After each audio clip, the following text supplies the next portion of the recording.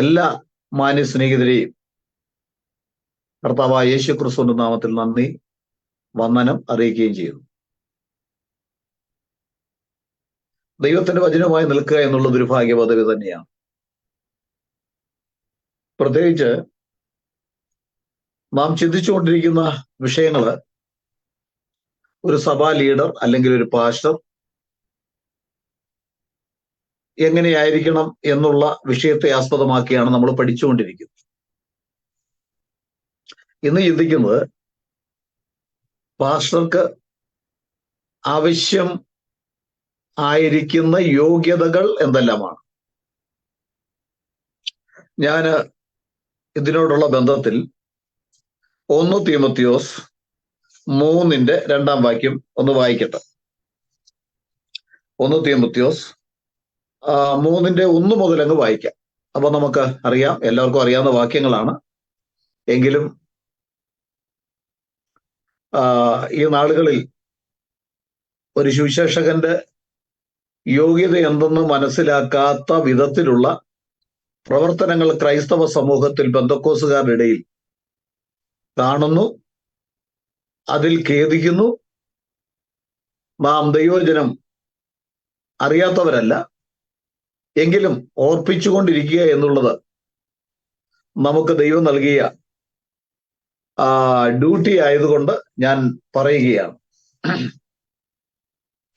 ഇവിടെ പറയുന്നു, ഒരുവൻ അധ്യക്ഷ സ്ഥാനം കാക്ഷിക്കുന്നു എങ്കിൽ നല്ല വേല ആഗ്രഹിക്കുന്നു എന്നുള്ളത് വിശ്വാസയോഗ്യമാകും. എന്നാൽ അധ്യക്ഷൻ നിരപവാദ്യനായി ഏകഭാര്യയുടെ ഭർത്താവും നിർമ്മതനും ജിതേന്ദ്രിയനും സുശീലനും അതിഥിപ്രിയനും ഉപദേശിപ്പാൻ സമർത്ഥനും ആയിരിക്കണം. ഒന്നുകൂടെ ഭാഗം വായിക്കാം. ഒരുവൻ അധ്യക്ഷ സ്ഥാനം കാക്ഷിക്കുന്നുവെങ്കിൽ നല്ല വേല ആഗ്രഹിക്കുന്നു എന്നുള്ളത് വിശ്വാസയോഗ്യം ആകുന്നു. എന്നാൽ അധ്യക്ഷൻ നിരപവാദ്യനായി ഏകഭാര്യയുടെ ഭർത്താവും നിർമ്മതനും ജിതേന്ദ്രിയനും എന്ന് പറഞ്ഞാൽ ഇന്ദ്രിയജയമുള്ളവൻ, സുശീലൻ എന്ന് പറഞ്ഞാൽ നല്ല ശീലമുള്ളവൻ, അതിഥിപ്രിയനും ഉപദേശിപ്പാൻ സമർത്ഥനും ആയിരിക്കണം. ഞാൻ താഴ്ത്തുകൂടെ കുറച്ച് ഭാഗം വായിക്കട്ടെ. അതിൽ പല ആശയങ്ങളുണ്ട്.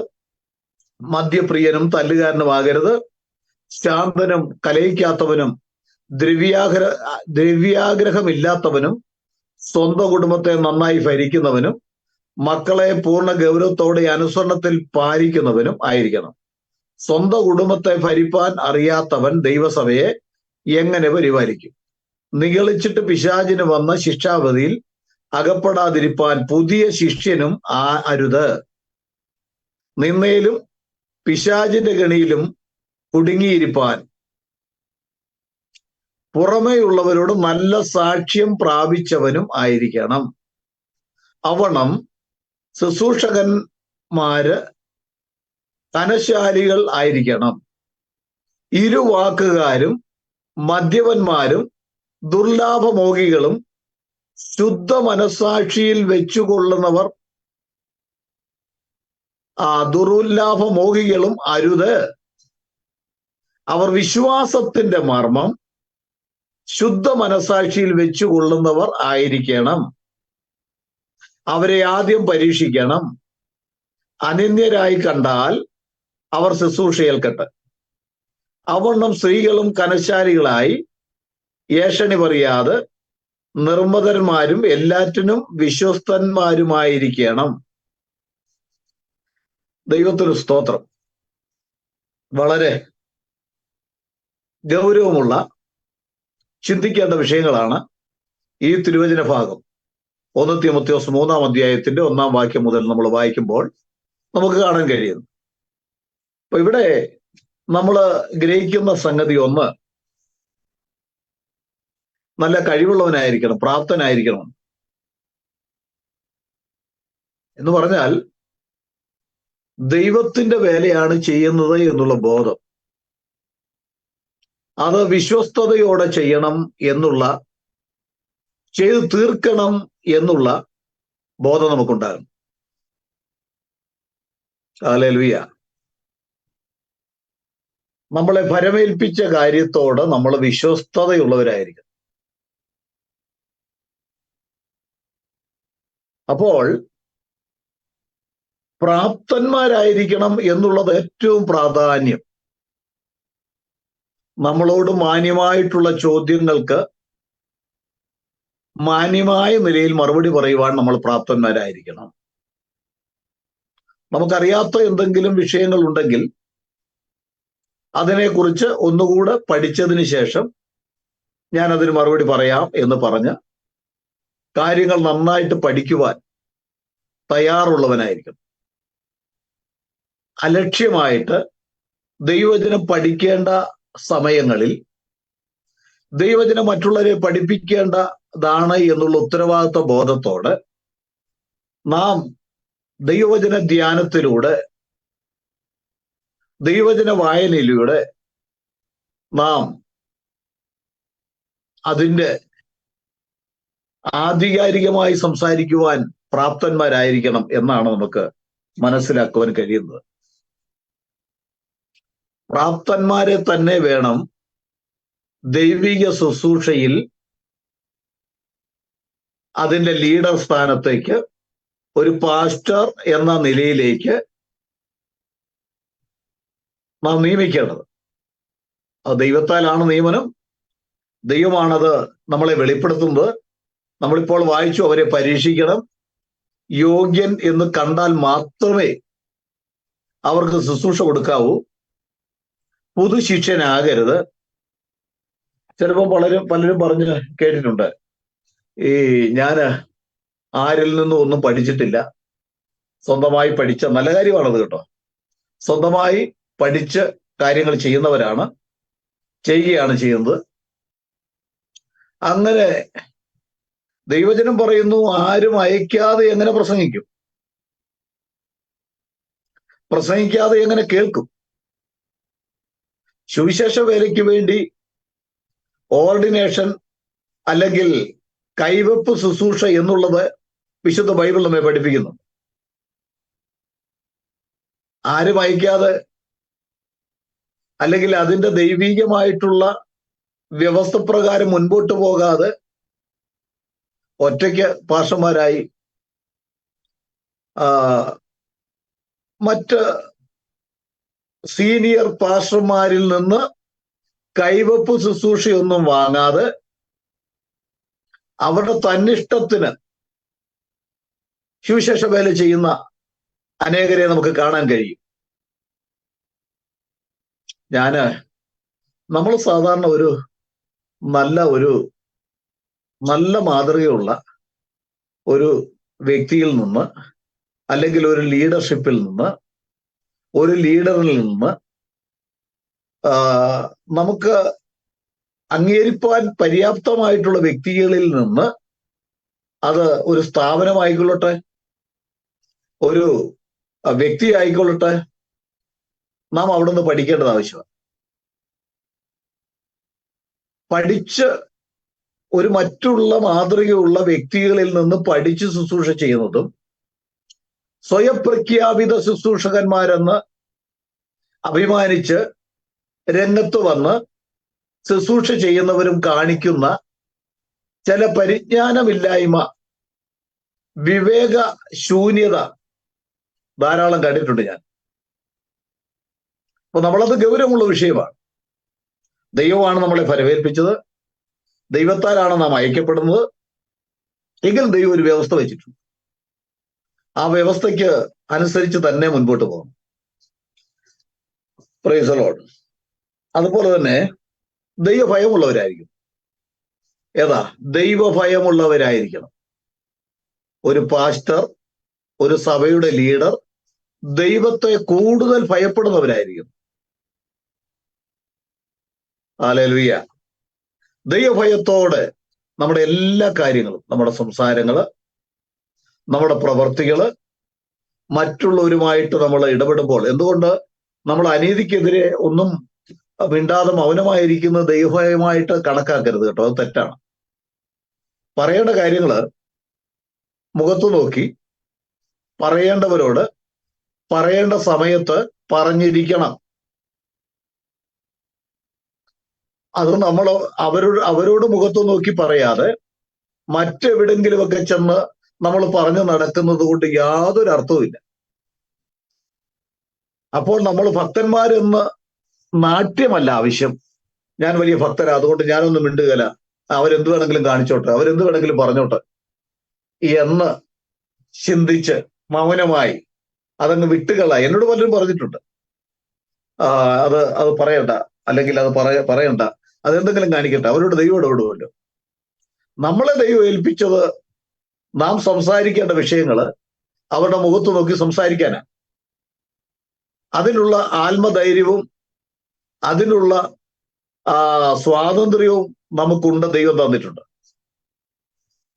ഇവിടെ നമ്മൾ ഭക്തന്മാരായിരിക്കുക എന്ന് പറഞ്ഞാൽ നീതിയല്ലാത്ത ചിലതൊക്കെ കേട്ടിട്ട് മിണ്ടാതിരിക്കുന്നത് ഭക്തിയാണ് എന്നുള്ളതല്ല.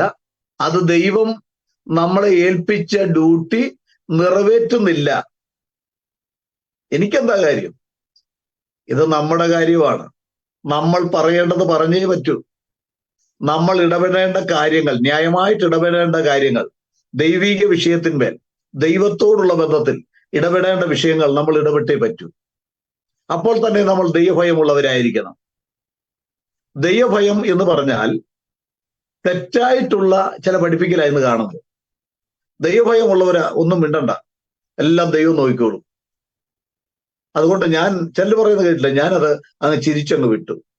ആ പറയാനുള്ളതും പറയാതെ ചിരിച്ചു വിടാൻ വേണ്ടിയാണെങ്കിൽ, അങ്ങനെ എല്ലാവരും അങ്ങനെ ആണെങ്കിൽ ഇവിടെ എന്തൊക്കെ സംഭവിക്കും? അപ്പൊ നാം പറയേണ്ട നീതിയായിട്ടുള്ള കാര്യം മറ്റുള്ളവരോട് പറഞ്ഞ് അവിടെയും പറഞ്ഞ് ഇവിടെയും പറഞ്ഞു നടക്കാതെ ആ വ്യക്തിയോട് തന്നെ നേരിട്ട് മറുപടി പറയുവാൻ ഉള്ള ദൈവഭയം നമുക്കുണ്ടാകും. അതാണ് ദൈവഭയത്തിന്റെ ഒരു വശം. ഹല്ലേലൂയ. അപ്പൊ നമ്മൾ പ്രാപ്തന്മാരായിരിക്കണം, ഭക്തന്മാരായിരിക്കണം, ദൈവഭയമുള്ളവരായിരിക്കണം. ഹല്ലേലൂയ. ഇയ്യോബിനെ സംബന്ധിച്ച് നമുക്കത് കാണാൻ കഴിയും. ഇയ്യോബിനെ പോലെ നിഷ്കളങ്കനും നേരുള്ളവനും ദൈവഭക്തനും ദോഷം വിട്ടകലുന്നവനുമായി ഭൂമിയിൽ ആരും ഉണ്ടല്ലോ എന്ന്. അപ്പോൾ തന്നെ ഇയ്യോബിന്റെ എതിരായിട്ട് ദൈവിക വചനത്തിന് വിരുദ്ധമായിട്ട്, ദൈവിക ആശയത്തിന് വിരുദ്ധമായി വിട്ടു വന്ന എലീഫസ്, ബിൽദാദ്, സോഫാർ, എലീഹു എന്ന് പറയുന്നവരോട് ഇയ്യോബ് മാന്യമായി മറുപടി പറയുന്നതായിട്ട് നമുക്ക് കാണുവാൻ കഴിയുന്നുണ്ട്. അത് പറയണം, അത് ചോദിക്കണം. ഹല്ലേലൂയ. അത് ഒരു ക്രിസ്ത്യാനിയുടെ രക്തത്തിൽ അത് അടങ്ങിയിട്ടുള്ളതാണ്. ഹല്ലേലൂയ. ഇനി മൂന്നാമത്തെ കാര്യം, സത്യവാന്മാരായിരിക്കുക, സത്യമുള്ളവരായിരിക്കുക. അരയ്ക്ക് സത്യം കെട്ടി എന്ന് ദൈവത്തിന്റെ വചനം പറയുന്നുണ്ട്. സത്യം ചെയ്തിട്ട് ഛേദം വന്നാലും മാറാത്തവൻ. ഹല്ലേലൂയ. നമ്മളിപ്പോ നമ്മുടെ ഭാഗത്ത് ഒരു തെറ്റ് സംഭവിച്ചാലേ, ഒരു തെറ്റ് സംഭവിച്ചു, അത് തെറ്റാണെന്ന് ബോധ്യമായാൽ എനിക്ക് അങ്ങനെ ഒരു തെറ്റ് പറ്റിപ്പോയി, എന്നോട് ക്ഷമിക്കണം എന്ന് പറയുവാനുള്ള ആത്മധൈര്യമുള്ളവരായിരിക്കണം. തെറ്റല്ലെങ്കിൽ എത്ര വലിയവനാണെങ്കിലും നമ്മൾ ക്ഷമ ചോദിക്കേണ്ട കാര്യം ഇല്ല. തെറ്റല്ല, ന്യായമായിട്ടുള്ള കാര്യമാണ് പറഞ്ഞതെങ്കിൽ നാം ക്ഷമിക്കേണ്ടതായിട്ട് ഒരാവശ്യമില്ല. നാം ദൈവത്തിന്റെ ഭാഗത്തു നിന്ന് ദൈവനീതിക്ക് വേണ്ടി ദൈവികമായിട്ട് ദൈവത്തിന്റെ നാമം ദുഷിക്കുന്നതിന് എതിരായിട്ട് നാം ശബ്ദമുയർത്തിയെങ്കിൽ നാം ആരോട് ക്ഷമ ചോദിക്കേണ്ട കാര്യമില്ല. ഹല്ലേലൂയ. ദൈവമേ, നിന്നോട് എതിർക്കുന്നവരോട് ഞാനും എതിർക്കേണ്ടതല്ലയോ? സങ്കീർത്തനക്കാരൻ പറയുന്നുണ്ട്. ദൈവനാമത്തെക്കുറിച്ചും യേശുക്രിസ്തുവിന്റെ നാമത്തെക്കുറിച്ചും യേശുക്രിസ്തുവിന്റെ നാമത്തിലുള്ള രക്ഷയെക്കുറിച്ചുമുള്ള വലിയ എരിവ് നമുക്കുണ്ടായിരിക്കണം. അതിനെതിരെ സാത്താൻ പ്രയോഗിക്കുമ്പോൾ മാന്യമായി സംസാരിക്കേണ്ടവരോട് സംസാരിക്കേണ്ട വിധത്തിൽ സംസാരിക്കുവാനും നമ്മൾ ബാധ്യസ്ഥരായിരിക്കും. ഒരു ശുശ്രൂഷകൻ എന്നുള്ള നിലയിൽ, ഒരു ലീഡർ എന്നുള്ള നിലയിൽ. ഹല്ലേലൂയ. ഇയ്യോബ് നേരുള്ളവനാണ്, നിഷ്കളങ്കനാണ്, ദോഷം വിട്ടകലുന്നവനായിരുന്നു. ഇവിടെ നമുക്കറിയാം, സത്യം നമ്മുടെ ജീവിതത്തിൽ ഉണ്ടായിരിക്കണം. അതിന്റെ അർത്ഥം നമ്മളിപ്പോൾ വായിച്ചു, തീമോത്തിയോസ് 3-ാം അധ്യായത്തിന്റെ 8-ാം വാക്യം ഞാൻ വായിക്കാം. 1 തീമോത്തിയോസ് 3:8.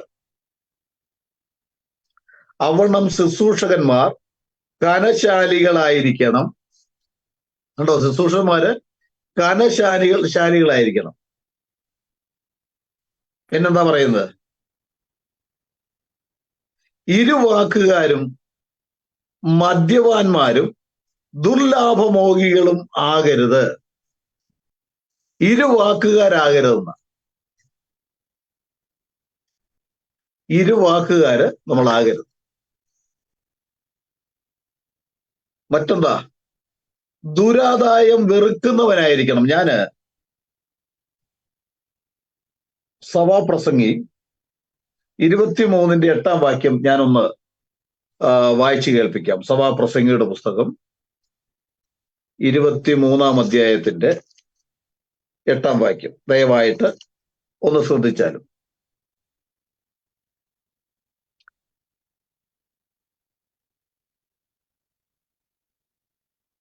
ഹല്ലേലൂയ.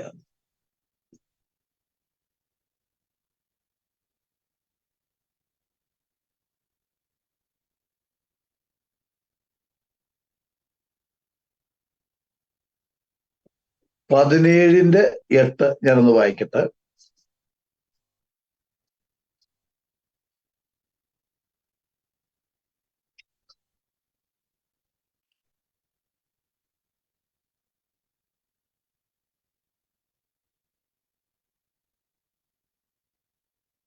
സമ്മാനം വാങ്ങുന്നവന് അത് രത്നമായി തോന്നും, അത് ചെല്ലുന്നിടത്തേക്കും കാര്യം സാധിക്കും.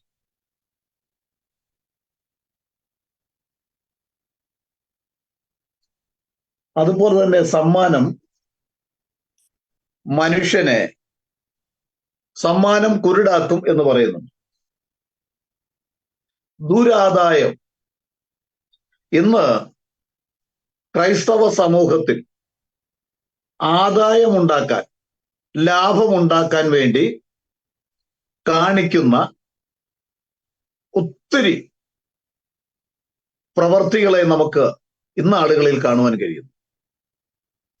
പ്രത്യേകിച്ച് കഴിഞ്ഞ നാളുകളിലൊക്കെ ഞാൻ ഓർക്കുന്നുണ്ട്, ഈ MLM പരിപാടി, മൾട്ടി ലെവൽ മാർക്കറ്റ്, നല്ലൊരു ശതമാനം പാസ്റ്റേഴ്സ് അതിന്റെ പിന്നാലെ പോയി. പലരുടെയും കാശ് പോയി, പലർക്കും തിരിച്ചടി കിട്ടി, ദുർലാഭമോഹികളായി. എന്ന് പറഞ്ഞാൽ MLM പരിപാടി നമുക്കറിയാം.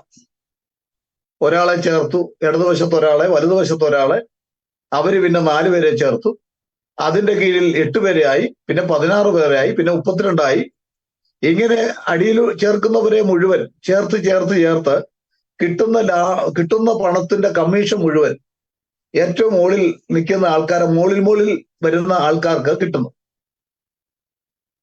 അങ്ങനെ ലക്ഷങ്ങൾ കിട്ടിയതും കോടികൾ കിട്ടിയതുമായിട്ട് ഒരു വലിയ മീറ്റിങ്ങിലൂടെ അവതരിപ്പിച്ച്, ഇന്നയാള് ഇപ്പോൾ 50 ലക്ഷം, 1 കോടി, 2 കോടിയുടെ അവകാശിയാണ്.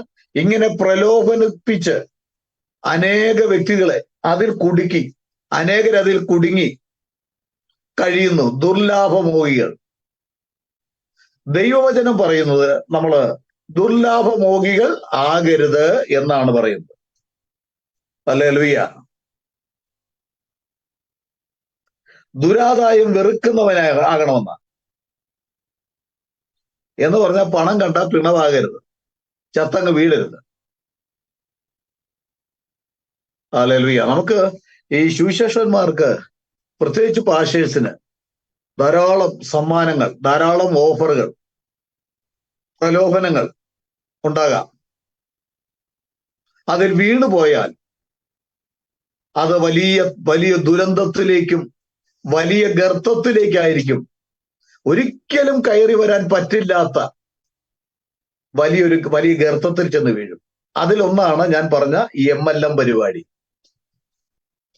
ആദ്യകാലങ്ങളിലൊക്കെ കൊച്ചിയിൽ ധാരാളം പാസ്റ്റേഴ്സ് അതിനുവേണ്ടി വളരെ നെഞ്ചും നെറ്റിയും കൊടുത്ത് ഇറങ്ങിത്തിരിച്ച് അവസാനം ഒന്നുമില്ലാത്ത അവസ്ഥയിലായ ധാരാളം പേരെ കാണുവാൻ കഴിയുന്നു. കാരണം ബൈബിൾ നമ്മളെ പഠിപ്പിക്കുന്നു, ഒരു പാസ്റ്റർ, ഒരു സഭയുടെ ലീഡർ അല്ലെങ്കിൽ അധ്യക്ഷൻ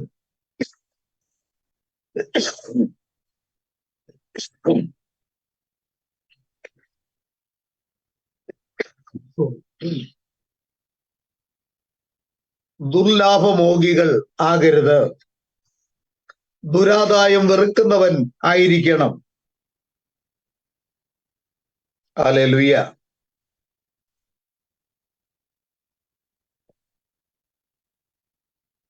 നമ്മൾ തിരുവചനത്തിലൂടെ നമ്മൾ കണ്ടുവല്ലോ,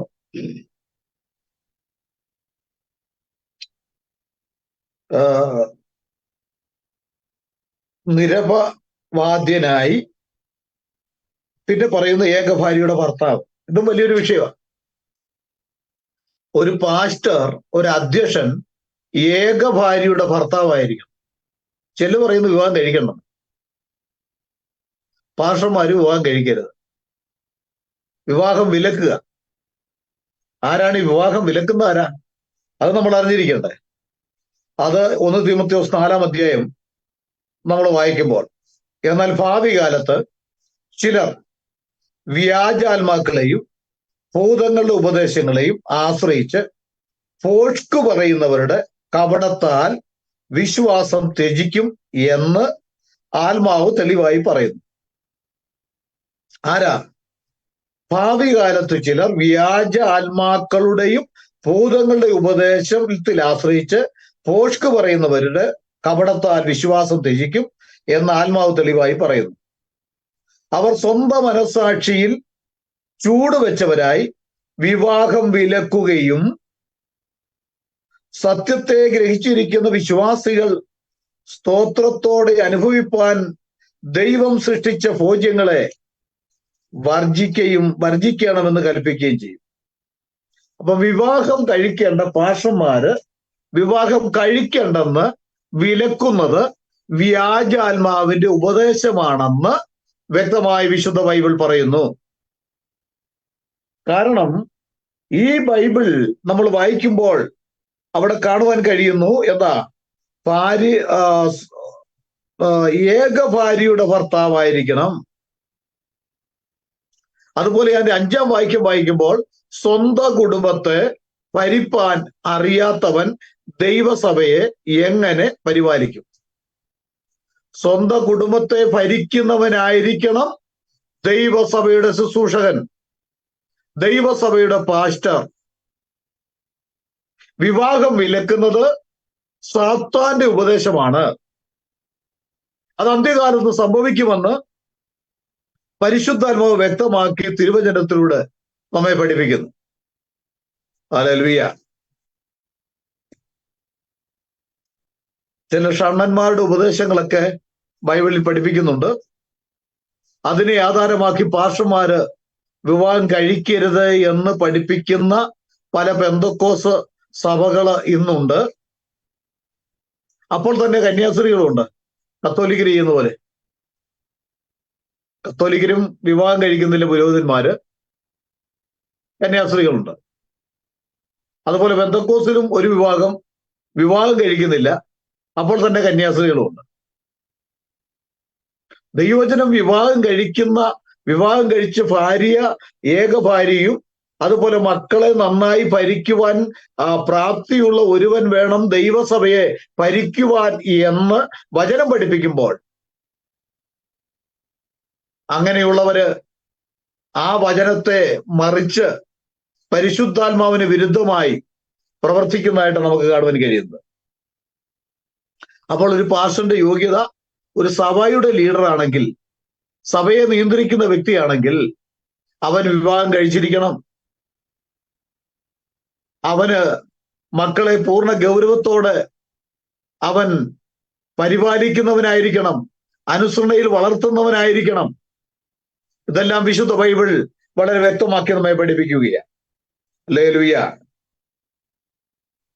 അപ്പോൾ വിവാഹം വിലക്കുന്നത് ഭൂതങ്ങളുടെ വ്യാജാത്മാക്കളുടെ ഉപദേശമാണെന്ന് വ്യക്തമായി അറിഞ്ഞിരിക്കെ ആ ഉപദേശത്തെ മുറുകെ പിടിച്ചുകൊണ്ട് പോകുന്ന പെന്തക്കോസുകാരനും ഇത് ഗ്രഹിച്ചിരിക്കണം. Praise the Lord. അതുപോലെ ബൈബിൾ പഠിപ്പിക്കുന്നുണ്ട്, നിർമ്മതൻ ആയിരിക്കണം, വിശുദ്ധനായിരിക്കണമെന്ന്. അവന്റെ സംസാരവും നോട്ടവും അവന്റെ ഇടപെടൽ മറ്റുള്ളവരുമായിട്ട് ഡീൽ ചെയ്യുമ്പോൾ അത് വളരെ ഒരു ദൈവഭയത്തോടെ നാം ആയിരിക്കണം എന്ന് നമുക്ക് കാണുവാൻ കഴിയുന്നുണ്ട്. ധാരാളം വാക്യങ്ങൾ അതിനാധാരമായിട്ടുണ്ട്. പിന്നെ നമ്മൾ വായിച്ചു, ജിതേന്ദ്രിയൻ, സെൽഫ് കൺട്രോൾ, ജിതേന്ദ്രിയനായിരിക്കണം. അതുപോലെ ഇന്ദ്രിയജയം ഉണ്ടായിരിക്കണം. ഹല്ലേലൂയ. ഒരു സ്വഭാവ ഭേദം കൂടാതെ, വ്യത്യാസമില്ലാതെ കാര്യങ്ങളെ അഭിമുഖീകരിക്കുവാൻ പ്രാപ്തനായിരിക്കണം. ഒരിക്കല് എനിക്കൊരു സഹോദരനെ അറിയാം. അദ്ദേഹം സഭാ പാഷായിട്ട് പ്രവർത്തിക്കുന്ന അവസരത്തിൽ, പ്രവർത്തിക്കുകയല്ല, അങ്ങനെ പാഷായിട്ട് ഒരു സഭയിൽ അദ്ദേഹം അതിന്റെ മൂപ്പനായിട്ടിരിക്കുക. അപ്പൊ ഒരു പ്രശ്നം പരിഹരിക്കാനായിട്ട് പോയി. ഒരു പെൺകുട്ടി ഒരു ലോകജാതിയെ സ്നേഹിച്ച് പ്രേമിച്ച് വിവാഹം കഴിക്കണം എന്ന് ചിന്തിച്ച് ഇരിക്കുക. ഇത് സഭയിൽ അറിഞ്ഞു. അപ്പൊ ഈ ചെറുപ്പക്കാരൻ വിവാഹം കഴിച്ചിട്ടില്ല. സഭയിലെ മൂപ്പനായി പ്രവർത്തിക്കുന്ന ചെറുപ്പക്കാരൻ അയാൾ പറഞ്ഞു, ഞാൻ പോയി ആ പ്രശ്നം പരിഹരിക്കാവുന്നത്.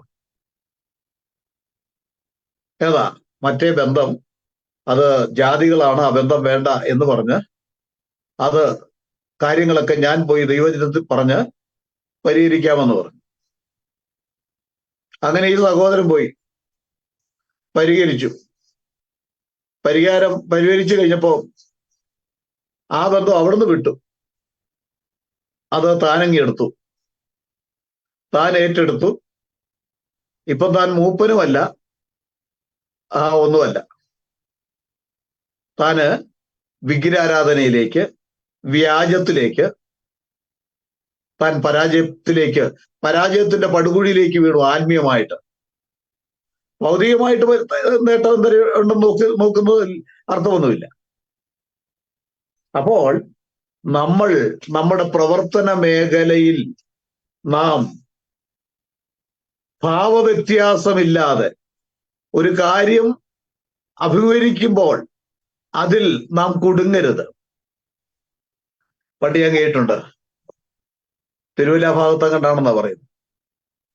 പണ്ടൊക്കെ നമുക്കറിയാമല്ലോ, ഒരു 10-60 വർഷത്തിന് മുമ്പൊക്കെ പല സ്ഥലങ്ങളിൽ കറണ്ടുകളൊന്നും ഇല്ലായിരുന്നു. ഞങ്ങളുടെ നാട്ടിലൊക്കെ കറണ്ട് ഇല്ലായിരുന്നു.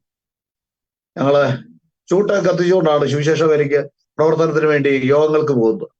തിരിച്ചു വരുമ്പോഴും ചൂട്ടിന്റെ പല ചൂട്ട് കറ്റകൾ കാണും, ചൂട്ടിന്റെ കെട്ടുകൾ കാണും. ഇങ്ങനെ തിരുവല്ലയിൽ എവിടെയോ ഞാൻ പറഞ്ഞു കേട്ടുള്ളതാണ്, ഒരു വലിയ ഉണർവ് യോഗം നടക്കുക രാത്രി, പെട്രോൾ മാക്സ് ഒക്കെ വെച്ച. അപ്പം ആ വീട്ടിലേക്ക് പോകുന്ന വഴിക്ക് ഒരു വലിയ വലിയ പൊട്ടക്കിണറുണ്ട്. അതുകൊണ്ട് ഒരാളെ അവിടെ നിർത്തിയിരിക്കുക. ഒരാളെ നിർത്തിയിട്ട് ചൂട്ട് വീശി കാണിക്കും, ഇവിടെ ഒരു വലിയ കിണറുണ്ട്, പൊട്ടക്കിണറുണ്ട്, അതുകൊണ്ട് നിങ്ങൾ അപ്പുറത്തോട്ട് മാറി കടന്നു പോകണം എന്ന് പറഞ്ഞു. അപ്പൊ രാത്രി 10 മണിക്കും 11 മണിക്കും ഒക്കെ ഇങ്ങനെ യോഗം നടന്നുകൊണ്ടിരിക്കുകയാണ്. ഇങ്ങനെ ഇന്ന കൃത്യസമയമൊന്നും ഇല്ല നിർത്താനായിട്ട്. പണ്ടത്തെ കാലങ്ങളിലെ ഉണർവ് യോഗങ്ങളല്ലേ, എനിക്കറിയാം. 12 മണിക്കും 1 മണിക്കും 2 മണിക്കും ഒക്കെ ഉണർവ് യോഗങ്ങളിൽ സംബന്ധിച്ചിട്ട് ഞങ്ങൾ പോന്നിട്ടുണ്ട് പല സന്ദർഭങ്ങളിൽ. അപ്പോൾ ചൂട്ട് വീശിക്കൊണ്ട് വന്ന ആള് പലരെയും വഴി തെളിയിച്ചു വിടുകയാണ്. വഴി മാറ്റി നല്ല വഴി കാണിച്ചു കൊടുത്തു വിടുകയാണ്. ഇവിടെ വീടരുത്, കുഴി വീടരുത്, കുഴിയാണത്, കിണറാണ്, പൊട്ടക്കിണറാണ്.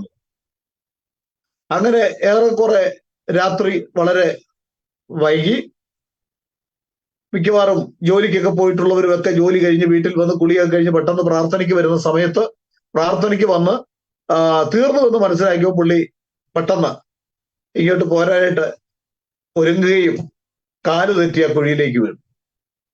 പ്രാർത്ഥനയുടെ സമയത്ത് ഒരു നിലവിളി കേൾക്കാം. ഏതാ? ഈ കുഴിയിൽ നിങ്ങൾ വീഴരുത് എന്ന് പറഞ്ഞ് അനേകർക്ക് വെളിച്ചം കാട്ടിക്കൊടുത്ത മനുഷ്യൻ ആ കുഴിയിൽ വീണു. ഇതുപോലെ അനവധി സംഭവങ്ങൾ ഉണ്ടായിട്ടുണ്ട്. പ്രശ്നം പരിഹരിക്കാൻ പോയ വ്യക്തി അതിനേക്കാൾ വലിയ പ്രശ്നത്തിൽ വീഴുന്ന ഒരവസ്ഥയിലേക്ക്, വഴുതി വീണ അവസ്ഥയിലേക്ക് ഇന്നും അന്ധകാരത്തിൽ, ആ ഗർത്തത്തിൽ, ആ കുഴിയിൽ കിടക്കുന്ന അനേക സുവിശേഷകന്മാരുണ്ട്. നമ്മളിവിടെ പറഞ്ഞ ഒരു വാക്കുകളുടെ ഒന്നുകൂടെ എടുത്തു പറയട്ടെ. എന്നാൽ അധ്യക്ഷൻ നിരപവാദിനായ ഏകഭാര്യയുടെ ഭർത്താവും നിർമ്മതനും ജിതേന്ദ്രിയനും സുശീലൻ, നല്ല ശീലമുള്ളവൻ, പിന്നെ സൽഗുണപ്രിയൻ, ധനശാലി, വിശ്വാസവചനം മുറുകെ പിടിക്കുന്നവൻ. കേട്ടോ, എന്തെല്ലാം കാര്യമാണ്. പിന്നെ 3:2 നമ്മൾ വായിക്കുമ്പോൾ അവിടെ കാണുവാൻ കഴിയുന്നത്, എന്നാൽ അധ്യക്ഷൻ നിരപവാദിനായി ഏകഭാര്യയുടെ ഭർത്താവും നിർമ്മതനും ജിതേന്ദ്രനും സുശീലനും അതിപ്രിയനും ഉപദേശിപ്പാൻ സമർത്ഥനുമായിരിക്കണം, മദ്യപ്രിയനും തല്ലുകാരനുമാകരുത്, ശാന്തനും കലഹിക്കാത്തവനും ദ്രവ്യാഗ്രഹമില്ലാത്തവനും. ഉണ്ടോ? ദ്രവ്യാഗ്രഹമില്ലാത്തവനായിരിക്കണം. ഇന്ന് ഈ കാണുന്ന ന്യൂ ജനറേഷൻ എന്ന് പറഞ്ഞ് കാണുന്ന എല്ലാ തരികിട പരിപാടികളും അതിന്റെ പിൻപിൽ പണം ഉണ്ടാക്കാൻ വേണ്ടി വിശ്വാസത്തിൽ വന്ന ഇത്ര കോടികൾ കിട്ടുമെന്ന് പറഞ്ഞ് അങ്ങനെ ജനങ്ങളെ പ്രലോഭിപ്പിച്ച് തങ്ങളിലേക്ക് ആകർഷിക്കുന്ന എത്രയോ പരസ്യ ബോർഡുകളായി എല്ലാവരെയും നിത്യനാശത്തിലേക്ക് തള്ളിക്കളയുന്നവരായി എന്ന് സുവിശേഷന്മാർ തീർന്നുകൊണ്ടിരിക്കുകയാണ്. ഹല്ലേലൂയ. ബൈബിളിൽ നമ്മൾ ഒരു സുവിശേഷകൻ, ഒരു പാസ്റ്റർക്ക് പാടില്ലാത്ത ചില സംഗതികൾ നമ്മൾ വായിച്ചുവല്ലോ. ഒന്ന്, മദ്യപ്രിയനാകരുത്, മദ്യപാനിയാകരുത്. ഇതൊക്കെ ഒത്തിരി അനുഭവത്തിന്റെ വെളിച്ചത്തിൽ ധാരാളം കാര്യങ്ങൾ, തെളിവുകൾ സഹിതം പറയാനുണ്ട്. പണ്ടൊരിക്കൽ ഒരു സുവിശേഷകൻ അവിടെ യോഗമൊക്കെ നടത്തി കഴിഞ്ഞാൽ അദ്ദേഹം പൈസ കൊടുക്കുമ്പോൾ പറയുന്ന വാക്ക് ഒരു സ്മോൾ അടിക്കാനാകട്ടെ, ഒരു സ്മോളിനുള്ള പൈസയേ ഉള്ളൂ എന്ന് പറഞ്ഞ പോക്കറ്റിലിട്ട് കൊടുക്കുന്നു. അവസാനം എന്ത് ചെയ്യുന്നറിയാമോ? നമ്മൾ പറയുന്ന ഓരോ വാക്കുകളും പിശാച് അത് മുതലെടുക്കും. എന്തെങ്കിലും അതിന് പണി കിട്ടും. നമ്മൾ സത്യവാന്മാരായിരിക്കണം. നമ്മൾ പറയുന്ന വാക്കുകൾക്ക് എന്തെങ്കിലും അവൻ പണി കൊടുക്കും. പിശാചിനാലാണ് ഇത് പറയിപ്പിക്കുന്നത്. ആർക്കെങ്കിലും ഭാഷന്മാർക്കൊക്കെ പൈസ കൊടുക്കുമ്പോൾ, ഇതാ ഒരു ഗവൺമെന്റ് ഉദ്യോഗസ്ഥനായിരുന്നു, പൈസ കൊടുക്കുമ്പോൾ എന്ത് പറയും? തമാശ പറയുന്നതാ, ഒരു സ്മോൾ അടിക്കാനുള്ളതേ ഉള്ളൂ കേട്ടോ എന്ന്. അവസാനം ഒരു സുപ്രഭാതത്തിൽ ഭയങ്കര ഭക്തനായ ഈ മനുഷ്യൻ എന്നെ കൊണ്ട് വേറൊരാൾ സ്മോൾ അടിപ്പിച്ചു. അതിനുശേഷമായിട്ട് താൻ കുടിച്ച് തന്നെ ഒരു ഓടയിൽ തള്ളി ഒരു പാലം പോലെ തന്റെ കാല് ഈ ഓടയിൽ കിടക്കുകയാണ്. ചവിട്ടി ഓടിച്ചു. ഈ മനുഷ്യൻ മരിക്കുന്നത് വരെ അതിവേദന തന്റെ ജീവിതത്തിലുണ്ടായി. അപ്പൊ നമ്മുടെ വാക്കുകളും നമ്മുടെ പ്രവൃത്തികളും ദൈവസന്നിധിയിൽ നിൽക്കുമ്പോൾ വളരെ സൂക്ഷിച്ച് സംസാരിക്കുന്നില്ലെങ്കിൽ വേറൊരുവനുണ്ട് നമ്മളെ കൊണ്ട് പറയിപ്പിച്ചവൻ, അവൻ നമ്മളെ വിടുകയില്ല. അപ്പോൾ മദ്യപ്രിയനാകരുത്. ധാരാളം വാക്യങ്ങളുണ്ട്, നിങ്ങൾക്ക് എല്ലാവർക്കും അറിയാം, അതുകൊണ്ടാണ് ഞാൻ എടുക്കാത്തത്. പിന്നെ പറയാ, തല്ലുകാരനാകരുത്. ഭാര്യ അടിച്ചിട്ട് ഞാൻ ഭാര്യയ്ക്കിട്ടല്ല, പിശാചിനിട്ട് അടിച്ചെന്ന് പറഞ്ഞ പാർട്ടികളുണ്ട്. തല്ലുകാരനാകരുത്.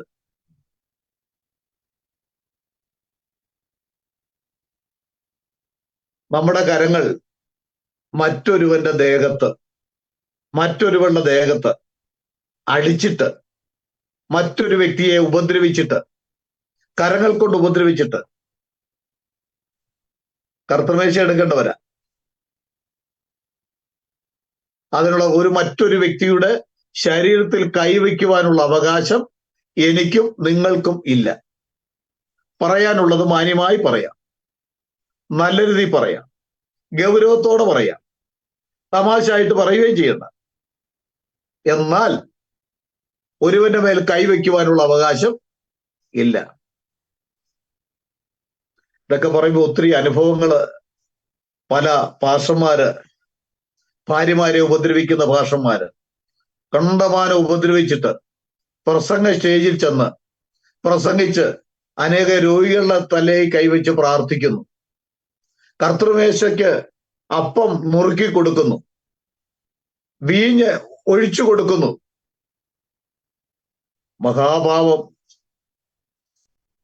ഇങ്ങനെ ആത്മീയ ഗോളം അമാതൃകയായി മുൻപോട്ട് പോകുന്നത് വലിയ ശിക്ഷയ്ക്ക് കാരണമായി തീരും. ദൈവജനം പറയുന്നുണ്ട്, എന്താ? ദൈവ വചനം വ്യക്തമായിട്ട് പറയുന്നു, ദൈവഗൃഹത്തിൽ ന്യായവിധി ആരംഭിക്കാൻ സമയമായല്ലോ. അത് നമ്മിൽ തുടങ്ങിയാൽ അഭക്തരുടെയും അവിശ്വാസികളുടെയും ഗതി എന്താകും എന്നാണ്. അപ്പോൾ മദ്യപ്രിയനാകരുത്, തല്ലുകാരനാകരുത്, മുൻകോപിയാകരുത്. പലപ്പോഴും നമ്മളിൽ വന്നു പോകുന്ന ഒരു തെറ്റാണത്. പെട്ടെന്ന് ചിലപ്പോൾ കോപിക്കും, പക്ഷെ കോപിച്ചാലും മക്കളെ പാപം ചെയ്യരുതെന്ന്. സൂര്യൻ അസ്തമിക്കോളം നിന്റെ കോപം വെച്ചുകൊണ്ടിരിക്കരുതെന്ന്. പിന്നെ ദ്രവ്യാഗ്രഹമില്ലാത്തവനായിരിക്കണം, കലഹിക്കാത്തവനായിരിക്കണം, ദുർലാഭമോഹിയാകരുത്, തന്നിഷ്ടക്കാരനാകരുത്. ഇതൊക്കെ വിശദീകരിക്കേണ്ട കാര്യങ്ങളാണ് കേട്ടോ. ഞാൻ അതെല്ലാം പിന്നീട് ഓരോ വചനം പറയുന്ന അവസരത്തിൽ അത് വിശദീകരിച്ചുകൊണ്ടാണ്. ദുർലാഭമോഹിയാകരുത് എന്ന് പറഞ്ഞാൽ സ്വന്തം കാര്യത്തിന് പണമുണ്ടാക്കാൻ, സ്വന്തം കീശ വീർപ്പിക്കുവാൻ, പണമുണ്ടാക്കാൻ വളഞ്ഞ വഴിയെ പോകരുത്, വളഞ്ഞ വഴി സ്വീകരിക്കരുത്. ഹല്ലേലൂയ. സ്വന്തം ആശയമല്ല, ദൈവ പദ്ധതിയാണ് നമ്മൾ നോക്കേണ്ടത്. നമ്മൾ ഉദാസീനതയോടെ കർത്താവിന്റെ വേല ചെയ്യരുത്. പ്രിയ സ്നേഹിതരെ, ഞാൻ ഈ പറഞ്ഞ എല്ലാ വാക്കുകൾക്കും ധാരാളം അനുഭവങ്ങളുടെ ഉദാഹരണങ്ങള് പല സന്ദർഭങ്ങളിൽ പേര് സഹിതം നമ്മളത് ചെയ്യുന്നത് ശരിയല്ലല്ലോ. പേര് സഹിതം എടുത്തു തരുവാൻ എനിക്കുണ്ട്. ദൈവത്തിന്റെ വചനത്തിലൂടെ നമ്മൾ വളരെ സൂക്ഷ്മതയോടെ, വളരെ ഗൗരവത്തോടെ, കൂടുതൽ ദൈവഭയത്തോടെ നാം വീഴാതെ നിൽക്കുന്നതല്ല, നമ്മളെ നിർത്തുന്നതാണ്. അല്ലാതെ നമ്മൾ വലിയ പുണ്യവാളന്മാരായിട്ടല്ല പറയുന്നത്. നമ്മളെ വിശ്വസ്തമായി നിർത്തുവാൻ, നമ്മളെ വിശ്വസ്തമായി മുൻപോട്ട് നയിക്കുവാൻ, നമ്മളെ കൊണ്ട് സുവിശേഷ വേല അന്ത്യം വരെ വിശ്വസ്തയോടെ ചെയ്യിക്കുവാൻ കഴിയുന്ന കരുത്തുള്ള സർവശക്തനായ ഒരു ദൈവം നമ്മോട് കൂടെയുണ്ട്. ആ ദൈവത്തിലാണ് ആശ്രയിക്കുന്നത്. നമ്മുടെ പുണ്യപ്രവൃത്തികളോ യോഗ്യതകളോ ഒന്നുമല്ല, നമ്മുടെ യാതൊരുവിധ യോഗ്യതയുമല്ല. വീഴാതെ വണ്ണം തന്റെ മഹിമാസനത്തിൽ കളങ്കമില്ലാത്തവനായി നിർത്തുവാൻ ശക്തിയുള്ളവനായ ഒരുവനുണ്ട്. ഈ പറയുന്ന വിഷയങ്ങളിലെല്ലാം ഞാനും നിങ്ങളും തകർന്നു പോകുവാൻ സാധ്യത ഉണ്ടായിരുന്ന എല്ലാ സ്ഥാനത്ത് നിന്ന് നമ്മളെ പിടിച്ചു നിർത്തി, ഇന്നയോളം നിർത്തി, ഈ നിമിഷം വരെ നിർത്തിയ സർവ്വവല്ലഭനായ ദൈവത്തിന് നന്ദി പറയുക. ഹല്ലേലൂയ. അതുകൊണ്ട് പ്രിയ സ്നേഹിതരെ, നമുക്ക് വിശ്വസ്തയോടെ, വിശുദ്ധിയോടെ, വേർപാടോടെ, വിശ്വസ്തമായിട്ട് ദൈവഭയത്തോടെ കർത്താവിന്റെ വേല ചെയ്യുവാൻ കർത്താവ് സഹായിക്കട്ടെ. ഒരു പാസ്റ്റർ എങ്ങനെയായിരിക്കണം, ഒരു അധ്യക്ഷൻ എങ്ങനെയായിരിക്കണം എന്നുള്ള ഈ പഠനം വീണ്ടും തുടരുന്നതായിരിക്കും. കർത്താവ് എല്ലാവരെയും അനുഗ്രഹിക്കുമാറാകട്ടെ. ആമേൻ.